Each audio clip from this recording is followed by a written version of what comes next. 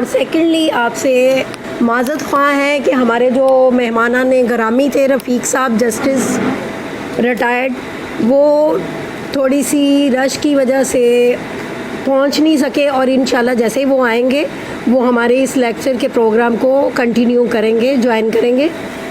उससे पहले हम प्रोग्राम शुरू करते हैं अपना लेक्चर का जो हमारी वर्कशॉप है। उसके लिए सबसे पहले मैं काशिफ चीला साहब एडवोकेट साहब को नात के तलावत के लिए दावत देती हूँ कि वो इधर आए और तलावत कलाम पाक से हमारी महफ़िल का आगाज़ करें।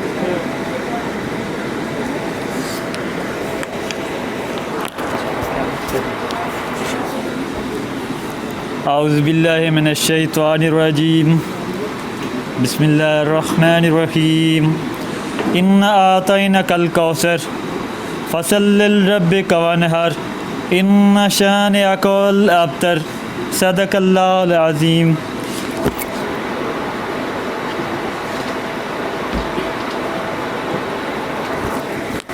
जज़ाकल्लाह। शुरू अल्लाह के नाम से जो बहुत बड़ा मेहरबान और नहायत रहम करने वाला है, और अल्लाह ताला हम सब के लिए आसानियाँ पैदा फरमाएँ। और अब मैं नाते शरीफ के लिए जनाब जवाद लतीफ़ सुख्ताई साहब एडवोकेट हाई कोर्ट को दावत देती हूँ कि वो आएँ और नाते रसूल पर।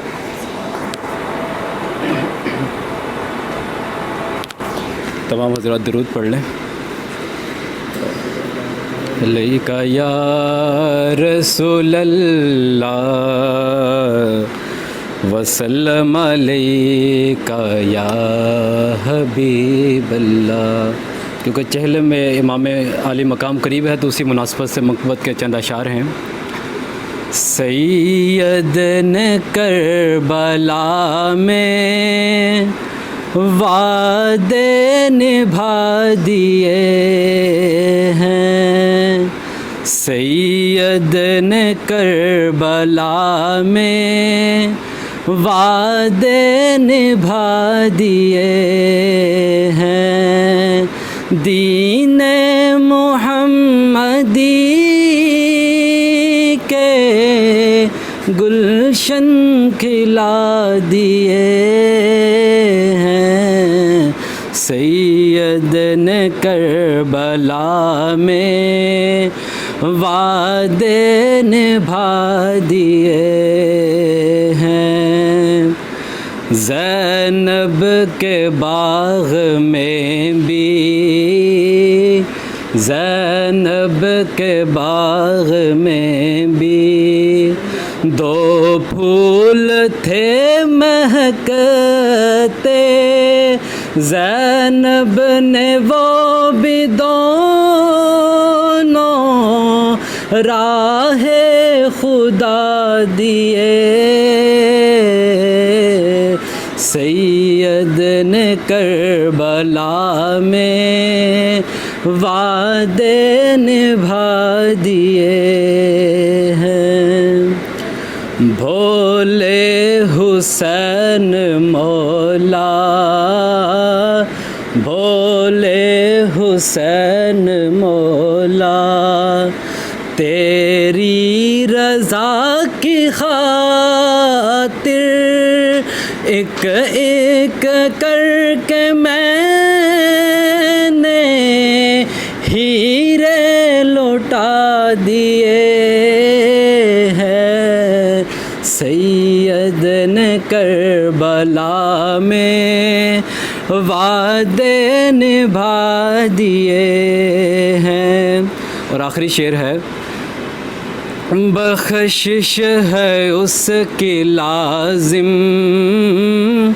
बख्शिश है उसकी लाजिम, सैयद के गम में हाफिज दो चार आंसू जिसने रो कर बहा दिए हैं, सैयद ने करबला में वादे निभा दिए हैं, सैयद ने करबला में वादे निभा दिए हैं।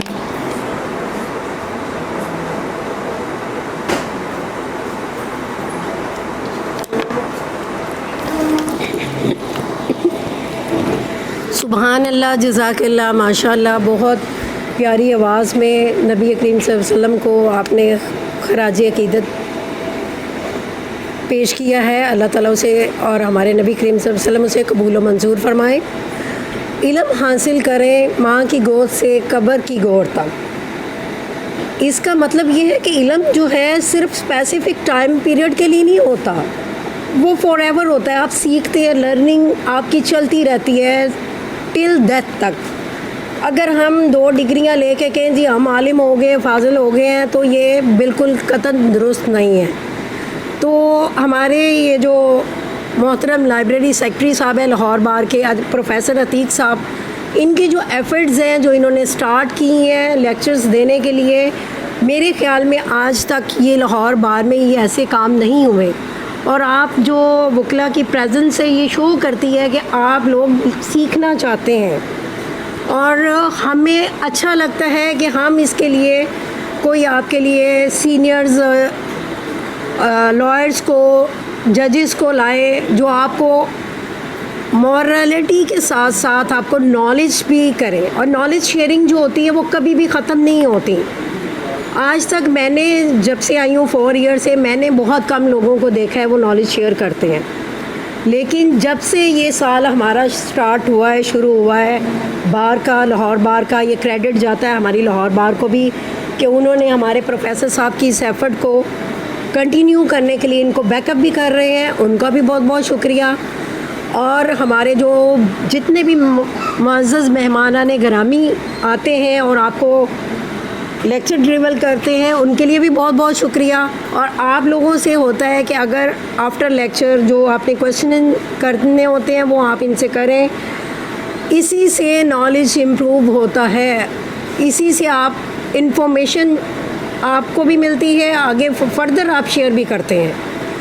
तो आज के हमारे जो मेहमान हैं प्रोफेसर रिटायर्ड जज जो है ख्वाजा मोहम्मद अजमल साहब हैं, रिटायर्ड एडिशनल डिस्ट्रिक्ट जज साहब हैं, वो आपको आज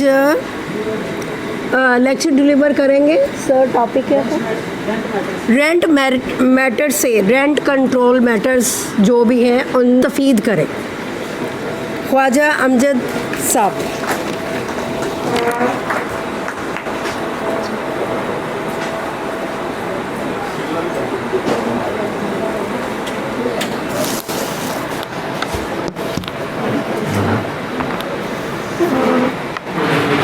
जुबैर हम ठीक है।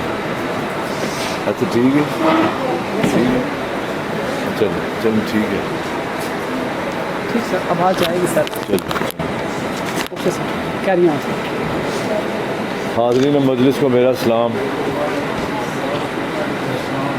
मुझे अब्रप्टली अतीक साहब का ऑर्डर मिला कि आप तशरीफ़ लाएँ, तो मैं उस वक्त डीबी से आए, मेरे 2 मैटर थे, दोनों डीबी में थे। एक जस्टिस शुजा साहब की कोर्ट में था, उनकी डीबी थी। एक जस्टिस आयशा की कोर्ट में था। जस्टिस आयशा की कोर्ट से जैसे ही मैं फ़ारुग हुआ, मुझे हुक्म हुआ अतीक साहब का कि जी आप आ जाएं। मैंने आज का जो मैं टॉपिक मुझे बताया गया, उन्होंने रास्ते में आते मुझे कहा कि आपने जो रेंट लॉस में रिकॉर्डिंग ऑफ एविडेंस है, recording of evidence in rent matters, पहले मैंने आपको CRPC में एविडेंस रिकॉर्ड करने का तरीका, इसके अलावा CPC में एविडेंस रिकॉर्ड करने का तरीका, एग्जामिनेशन इन चीफ, और उसमें क्रॉस एग्जामिनेशन का बताया था। अब ये थोड़ा सा हट के है क्योंकि इसमें रेंट लॉस में CPC as it is applicable नहीं है। प्रिंसिपल्स आलमोस्ट वही एप्लीकेबल हैं, लेकिन इस पे एविडेंस एक्ट और CPC जो है वो एप्लीकेबल नहीं है। अब जो लॉ इसमें लिख दिया उन्होंने इसके रेंट लॉज में 25 सेक्शन है इसका, वो कहता है रिकॉर्डिंग ऑफ एविडेंस, कि एविडेंस कैसे रिकॉर्ड की जाएगी। Very important one. अब किसी ने किसी से पूछा कि पाकिस्तान में लोगों को इंसाफ क्यों नहीं मिलता, तो बड़ा खूबसूरत जवाब दिया उन्होंने कहा यहाँ पे जो लथॉर्जी है, टेक्निकलिटीज़ हैं, उनकी वजह से लोगों को इंसाफ नहीं जल्दी मिलता, कई साल लग जाते हैं। अब ये जो रेंट लॉज हैं, ये असम्बली में जो बैठे हुए हैं बिग विग्स, उन्होंने अपनी सहूलत के लिए बनाया, क्योंकि कोई गरीब आदमी जो वो लैंडलॉर्ड नहीं है। जितने गरीब आदमी हैं वो सारे टेनेंट हैं, वो किराएदार हैं। बिल्डिंगों के जो मालिक हैं वो है लैंडलॉर्ड, असम्बलियों में बैठे हुए हैं। उन्होंने कहा कि इसमें पहले ये था लॉ में, इस लॉ के आने से पहले, कि जो हमारे वकला दोस्त थे, थी भी हकीकत ये कि एग्रीमेंट टू सेल की बुनियाद पे वो केसेस दायर हो जाते थे, सूट व डिक्लेरेशन फाइल हो जाते थे, और रेंट वाले मैटर जो थे वो उसके साथ क्लब कर दिए जाते थे। वो एविडेंस में चले जाते थे और कई साल तक वो चलते रहते थे। उन्होंने इसमें ये कर दिया कि लैंडलॉर्ड जो है वो 10% फाइन दायर देगा अगर उसने रजिस्ट्रेशन नहीं करवाई हुई इसकी रेंट डीड की। तो टेनेंट के लिए कर दिया, किराएदार के लिए ये कर दिया कि वो 5% उसका फ़ाइन देगा। मैं इसमें आपको एक बात बड़ी इंपॉर्टेंट बताना चाहता हूँ, वो ये है कि किसी भी एक्ट को समझने के लिए आपने उसकी डेफिनेशन भी अबूर हासिल करना है। जो डेफिनेशन है ना, जिस भी लॉ पे आपने कमांड लेनी है, कोई भी लॉ हो, उसकी जो डेफिनेशन है ना, आपने उस डेफिनेशंस पे ना, जिसको उस डेफिनेशंस पे कमांड आ गई, उसके लिए कोई प्रॉब्लम नहीं है उस लॉ को, उस एक्ट को समझना। अब इसमें दो चीज़ें बड़ी इंपॉर्टेंट कर दी उन्होंने। एक मिनट के लिए आप सीपीसी को जेन से निकाल दें, मैं देख रहा हूँ आपके जेन में ना सीपीसी की बड़ी बातें आ रही हैं। सीपीसी को भूल जाएं, for the time being CPC को भूल जाएं। इसमें दो इम्पोर्टेंट चीज़ें हैं कि आप लिटिगेशन में क्यों आएंगे। सीपीसी में तो चलें 50,000 वजूहात हो सकती हैं, इसमें आप क्यों आएंगे इस लिटिगेशन में। इस लिटिगेशन के लिए उन्होंने एक चीज़ लिख दी है इसमें लॉ में कि tenants and owners, landlord tenants, landlord tenant, landlord tenant. लाजमी नहीं है कि लैंडलॉर्ड जो है वो ओनर भी हो, ये उसमें उन्होंने लिख के क्लियर कर दिया।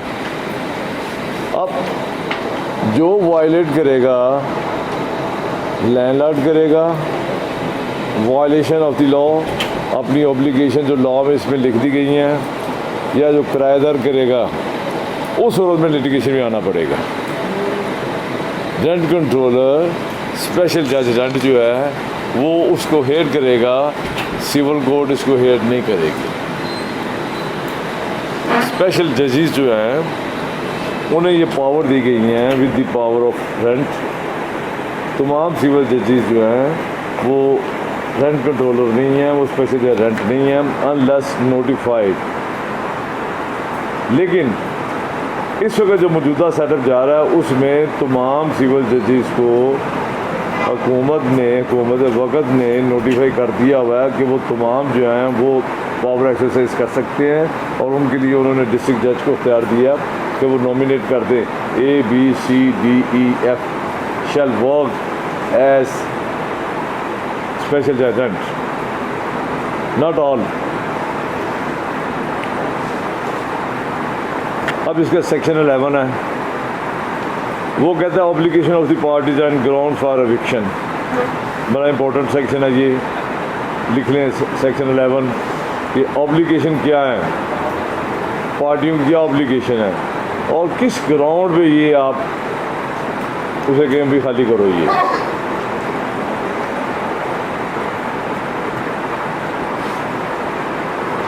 अब इसका जो एंसिलरी सेक्शन है जो उसके साथ, अब कॉमन सेंस की बात है, अगर मेरे कोई राइट्स हैं तो मेरी ड्यूटीज़ भी हैं।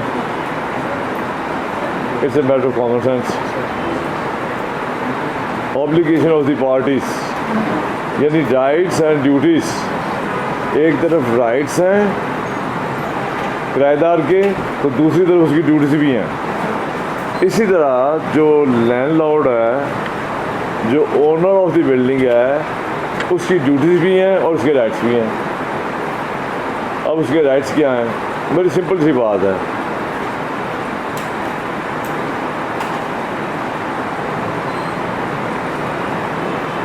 किराए पे आपने लिया है,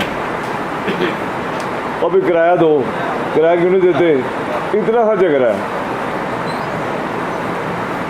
आगे उसके एंसिलरी उन्होंने बना दी है, सब जो है वो आगे उन्होंने कॉस्ट लिख दी है।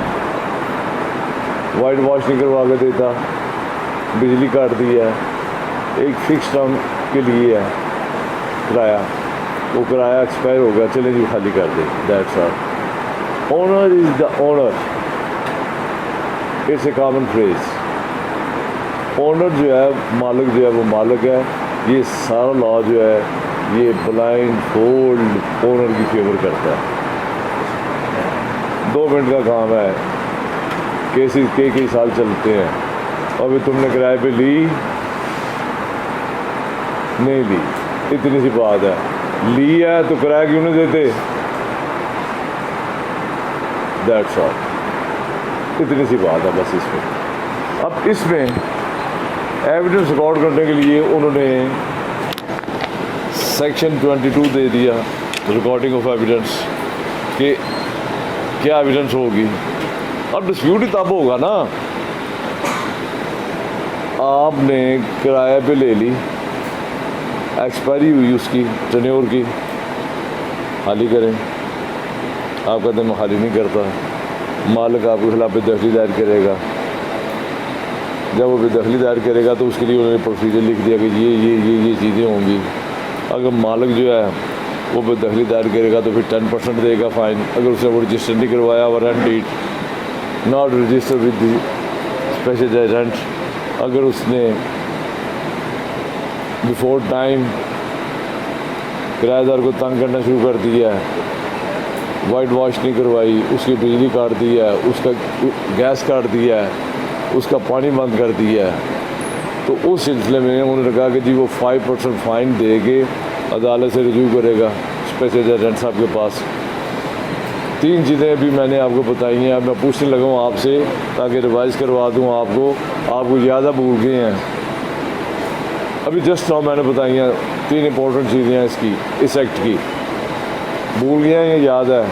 मैं रिवाइज़ कर देता हूँ। और रीज़न ये है कि 5% फॉर दी टेनेंट और 10% फॉर दी ओनर्स, और सर्टन ऑब्लिगेशन है सेक्शन 11 एंड 12,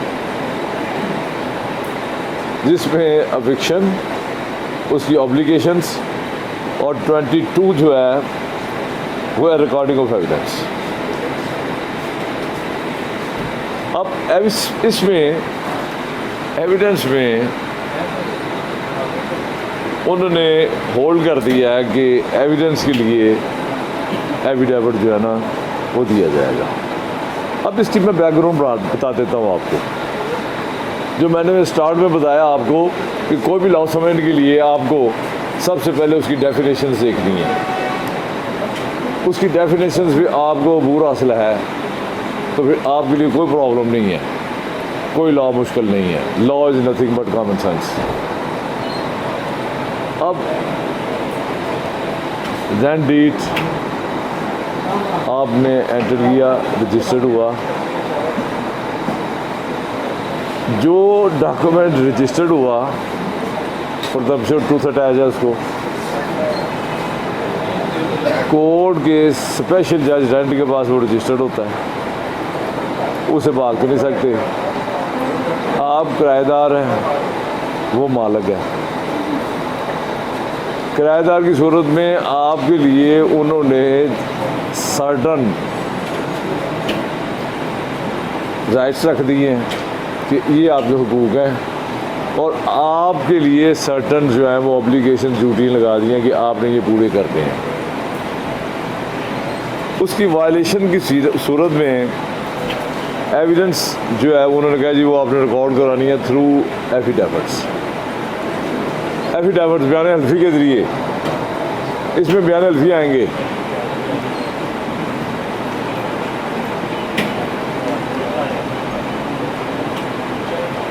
यह में मुझे एक लतीफ़ा याद आ गया, वो मैं एंड पे सुनाऊंगा, और लतीफ़ा बड़ा मज़ेदार है, इसी पे फिट होता है वो। अच्छा, वो इसमें बयान हल्फी आया, बयान हल्फी दायर हुआ, बयान हल्फी में वो क्रॉस करेंगे और सिर्फ 6 क्वेश्चन बनते हैं इसमें क्रॉस में। बयान हल्फी में उसने वो सारी फॉर्मेलिटी दे दी। उसने कहा कि मोड का फ़लाँ फ़लाँ तरीक़ को इनके दरमियान एग्रीमेंट हुआ, एग्रीमेंट का मैं गवाह हूँ, इतना किराया जो था वो डिटरमिन हुआ, इतने अरसे के लिए था, प्रॉपर्टी फ़लाँ जगह पे मालिक है। या फिर डिक्लेरेशन की बात नहीं है, टाइटल का झगड़ा नहीं है, टाइटल को टच कर ही नहीं सकता वो। आपने साइन किए, लैंडलॉर्ड की तरफ से आप उसे क्लास में पूछेंगे कि ये जो डॉक्यूमेंट आया रिकॉर्ड पे, आप इस पे मार्जिनल विटनेसेस हैं। मेरी बात आ रही है आपको कि मार्जिनल विटनेसेस हैं, कानून शहादत क्यों असो इसमें बड़ा क्लियर है। वो ये कहता है कि किसी डॉक्यूमेंट को साबित करने के लिए 2 विटनेसेस उसमें ज़रूरी हैं। जरा में आपने 6 क्वेश्चन उसे करते हैं कि ये डॉक्यूमेंट्स जो आपके सामने पेश किया गया, इस पे आपके दस्तखत हुए, आपने ये बिल्डिंग किराए पे ली, इस पे आप किराए पे रह रहे हैं, इतना किराया मुतय्यन हुआ, फिक्स रेंट था, फिक्स टाइम था। ये 6 क्वेश्चन उसे पूछ के क्लोज कर देना आप। इतने क्वेश्चन तो अब आपको समझ आ गई। 7वां क्वेश्चन नहीं बनता इस पर, डिटर्मिनेशन है। वो क्या कहेगा कि जी गलत है, गलत है, गलत है, गलत है। एक डॉक्यूमेंट्स की मौजूदगी में, रजिस्टर्ड डॉक्यूमेंट्स की मौजूदगी में वो गलत कह रहे तो इसका मतलब वो झूठी शहादत देगा। अब आप टेनेंट की तरफ से हैं, अब आप टेनेंट की तरफ से हैं, तो टेनेंट की तरफ से 4 क्वेश्चन बनेंगे क्लास में। वो ये एडमिटेड फैक्ट्स है, क्यों वैसे ये कहता है कि facts admitted need not be proved. आपकी टेनेंसी और उसकी लैंडलॉर्डशिप एडमिटेड फैक्ट है, इसमें ज़रूरत ही कोई नहीं है क्वेश्चन करने की। अक्सर दोस्त पूछते रहते हैं, हम ऐसे बिला वजह टाइम ज़ाया करते हैं। इसमें जब बिल्डिंग ली गई किराए पे, तो बिल्डिंग जो थी वो गिरने वाली थी, खस्ता हाल थी। किराएदार ने इसको मैनेज करके अच्छा किया, हैबिटेबल बनाया लॉ की रिक्वायरमेंट के मुताबिक, और अपनी जेब से पैसे दिए। झगड़ा तो यही होगा ना, आपने खरीद तो नहीं ली। ये 2 क्वेश्चन होंगे कि इसकी उस वक्त क्या हालत थी, आपने इस पे एक्सपेंसेस करके इसको हैबिटेबल बनाया, खर्चा हुआ इस पे। अब इसके दरमियान वाली जो बात है ना, ये आपको नहीं पता। लैंडलॉर्ड के दरमियान और मालिक के दरमियान क्या बात हुई, वो आपने रिकॉर्ड पे लानी है, वो आपने क्रॉस पे लानी है। अब लॉ इसमें बड़ा सेटल कर दिया है। वो कहते हैं कि अगर without the consent of the landlord किराएदार कोई भी एक्सपेंसेस करेगा तो वो क्लेम नहीं कर सकता, वो क्लेम नहीं कर सकता उसे। उसके लिए उसको चाहिए कि वो इन राइटिंग उससे इजाज़त ले कि ये मैं बिल्डिंग का स्ट्रक्चर जो है, ये बिल्डिंग में मैं इम्प्रूवमेंट करने लगा हूँ विद योर परमिशन,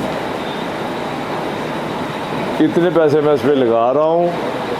ये जो बातें हैं ये मालिक की और किराएदार के दरमियान की हैं, जैसे मियाँ बीवी की होती है ना बातें, इसी तरह इन दोनों की हैं, कोई तीसरा उसको गवाह नहीं होता।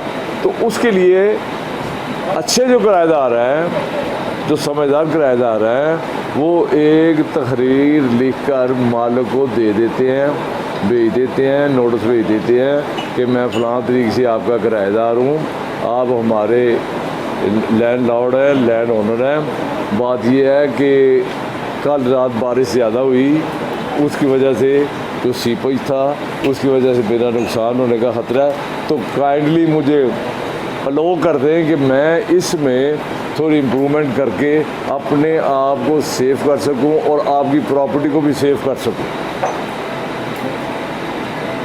ये जो बातें हैं ये आप उससे ऑन बिहाफ ऑफ किराएदार जो आएगा उसका गवाह उससे पूछ सकते हैं। अगर उसको इल्म है तो वो कहेगा जी ठीक है, अगर वो कहेगा नहीं तो वो कहेगा जी गलत है। जैसे उसको मालिक कहेगा उसके मुताबिक वो देगा।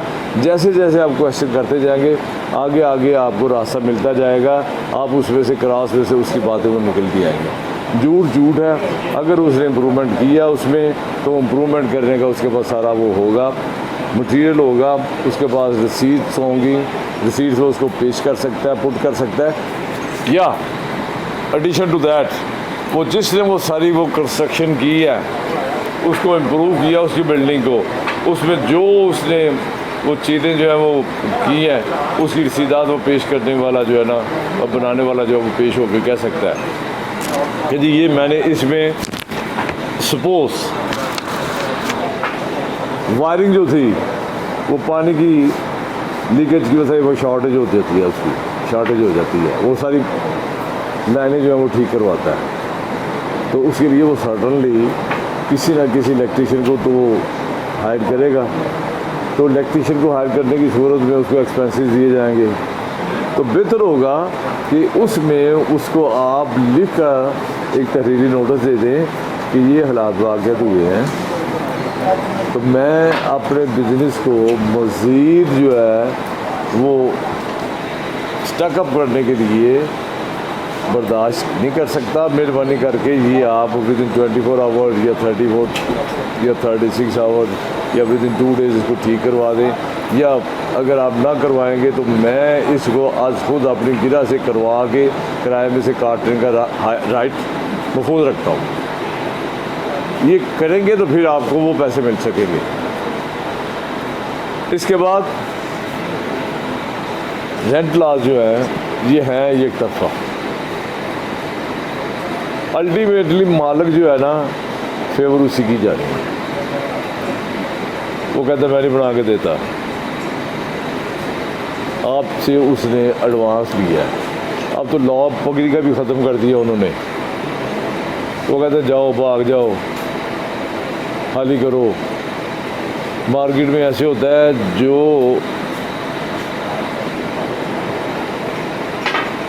बिल्डिंग है उस बिल्डिंग में अगर बिजनेस चल जाता किसी का तो जेलसी की वजह से वो कहता है ये तुम्हें 10,000 रुपये दे रहा है तो मैं तुम्हें 12,000 देता हूँ।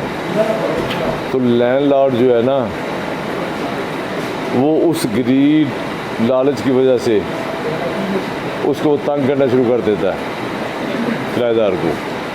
लेकिन किराएदार के लिए हैंड कफ है, उसके हाथ बंधे हुए हैं, उसने लिख के दिया हुआ 11 माह। अब लॉ बड़ा क्लियर कर दिया उन्होंने कि टेनेंसी जो है वो फिक्स है,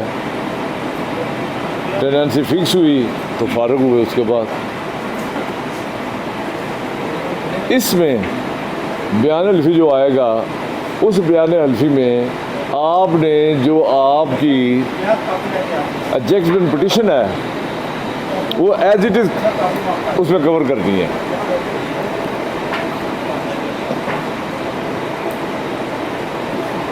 इसी तरह आपने जो PLA दी है, तो PLA के जो कंटेंट्स हैं वो आपके बयान हल्फी होंगे, वो आप उसमें लिखने हैं। अवॉइड करनी है उसमें एडिशन और ओमिशन से बयानात हल्फी में।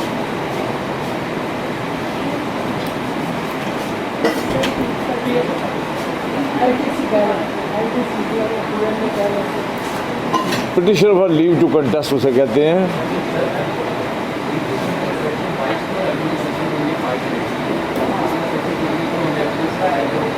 रिकॉर्डिंग ऑफ एविडेंस है। कोई क्वेश्चन?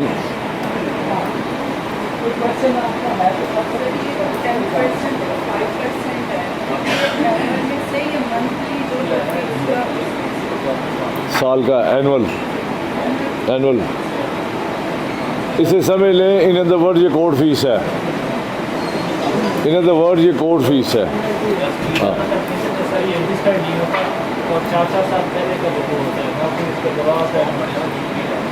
उस सिलसिले में ये समझा जाएगा जिस दिन नोटिस दिया गया जी ख़त्म हो गया।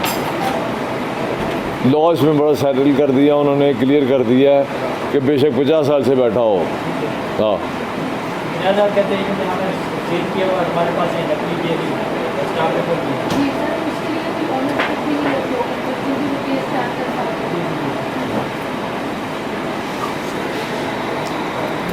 इससे पहले, इस लॉ से पहले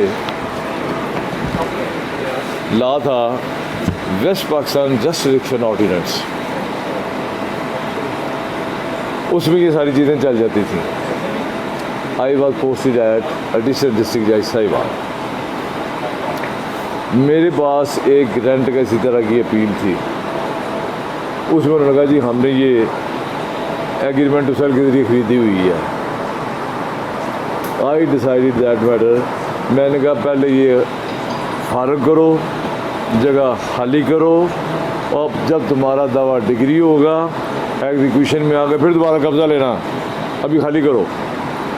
मेरे ख़िलाफ़ वो चले गए हाई कोर्ट में रिट में, वहाँ से वो खारिज हुई, मेरा फ़ैसला बाद रहा। फिर वो सुप्रीम कोर्ट में गए, फिर सुप्रीम कोर्ट ने ये 2009 में मैंने फ़ैसला किया था, 2011 में सुप्रीम कोर्ट ने कहा नहीं ठीक फ़ैसला है, पहले ये खाली करे, ये किराएदार है, जब इसका एग्रीमेंट टू सेल साबित होगा दोबारा ये अजरा फाइल करे, उस पर कब्ज़ा ले, फिर ये आए।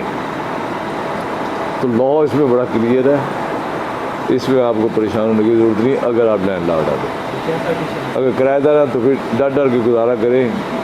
सबसे पहले तो मैं शुक्रिया अदा करना चाह रही हूँ अपने मेहमानाने ग्रामी साहब का, और साथ अपनी पहली भी करेक्शन करना चाहती हूँ कि उस वक्त भी माजरत सर आपसे कि मुझे नाम थोड़ा मिस हो गया, मिसअंडरस्टैंडिंग थी।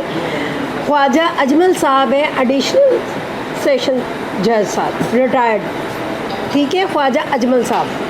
और अब मैं हमारे मोहतरम जो इल्म के ख़जाने के इस वक्त सेक्रेटरी हैं लाहौर बार के, लाइब्रेरी सेक्रेटरी, क्योंकि लाइब्रेरी जो होती है वो इल्म का ख़जाना होता है, और मैं हैरान हूँ कि हमारे लॉयर्स को बहुत कम को पता होता है कि हम इस वक्त इल्म के ख़जाने में ही बैठे लेक्चर्स ले रहे हैं, और इन्फॉर्मेशन शेयरिंग जो है वो बहुत कम है। लेकिन ये इंफॉर्मेशन शेयरिंग ये फ़र्स्ट लाइब्रेरी सेक्रेटरी हैं जिन्होंने इंट्रोड्यूस करवाई है, और मैं चाहती हूँ कि वो अपने क्लैपिंग करें कि ये फ़र्स्ट टाइम हुआ है आपकी हिस्ट्री में। और मैं उनसे गुजारिश करती हूँ प्रोफेसर अतीक अहमद ख़ान साहब से कि वो आएँ और अपने चंद अल्फाज से आपको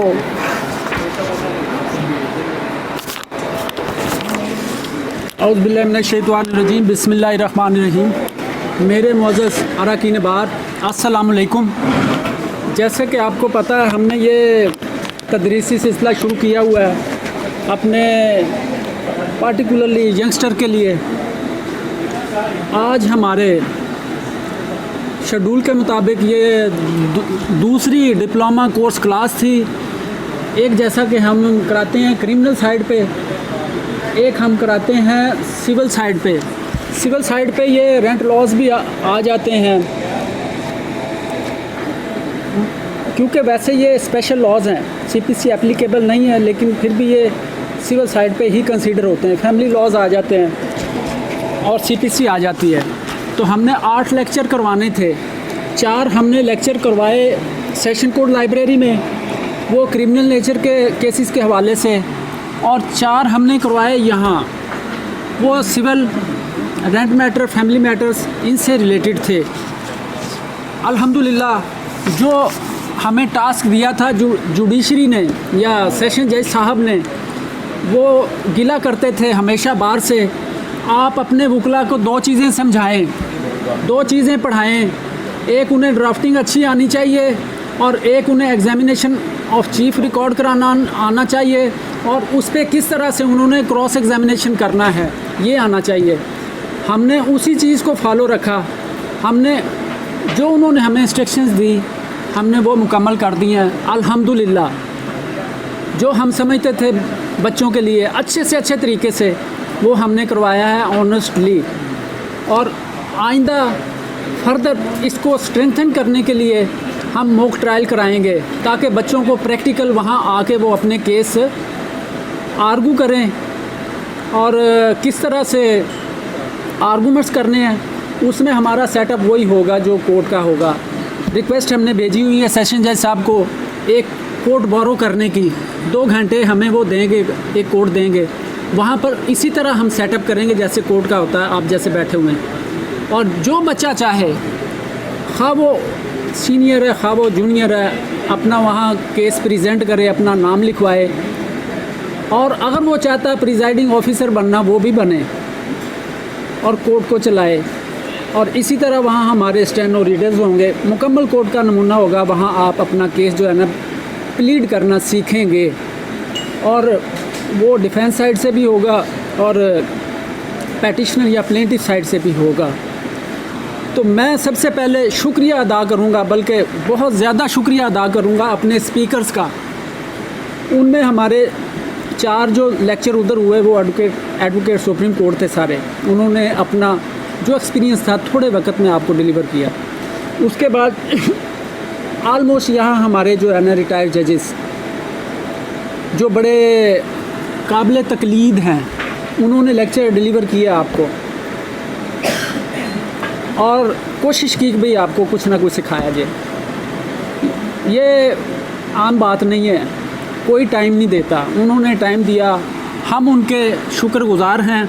पार्टिकुलरली ख्वाजा साहब के, जिन्होंने ख्वाजा साहब के साथ काम करके या उन्हें सुन के नहीं कुछ सीखा ने, तो मैं समझता हूँ ये बदकिस्मती है। ख्वाजा साहब के लिए ख़ुसूसी तालियां करते हैं। आप जहाँ मर्ज़ी इनसे रोक के ऑफिस में जहाँ मर्ज़ी जो मर्ज़ी बात पूछेंगे, ये कभी आपको ऑनेस्टली ही बताएंगे, कभी भी इनकार नहीं करेंगे। ये एक बड़े स्पीकर की अलामत है, ये बड़े आदमी की अलामत है, और ये प्रैक्टिकल लाइफ में भी वैसे भी एक बड़े ना सिर्फ जज रहे हैं, और ये हमारे स्पीकर भी हैं और ये वकील भी हैं, और इसमें कोई 2 राय नहीं है। ये वकला में एक बड़े इंसान और बड़े कामत के आदमी हैं और वकील हैं। तो ये लास्ट लेक्चर था, हमने पहला डिप्लोमा कोर्स था ड्राफ्टिंग का, वो भी सक्सेसफुली अल्हम्दुलिल्लाह किया, और ये भी हमने कर लिया, अटेन कर लिया अल्हम्दुलिल्लाह विदाउट एनी डिफ़ॉल्ट। कोई डिफ़ॉल्ट हमने नहीं किया, जो हमारा शेड्यूल था उसके मुताबिक कर दिया। ये सारा अल्लाह पाक की मेहरबानी से ही है, और अगला भी हम करेंगे आपके लिए इंशाल्लाह, और करते ही रहेंगे, क्योंकि हम इसी एम से आए थे, आप हमें इसी एम के साथ लाए थे।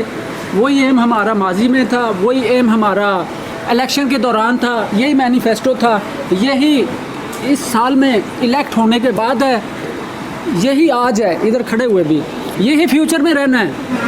हमने अपने आप को ऐसा ही रखना है और अपने बच्चों को लेक्चर की शक्ल में इल्म डिलीवर करना है, लीगल उन्हें जो नॉलेज है ना वो शेयर करते ही रहना।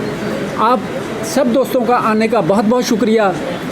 आज छुट्टी थी, छुट्टी का समय है, सिग्नल नहीं है, लोग परेशान हैं और ट्रैफिक बहुत ब्लॉक है, फिर भी आप आए, आपका बहुत बहुत शुक्रिया।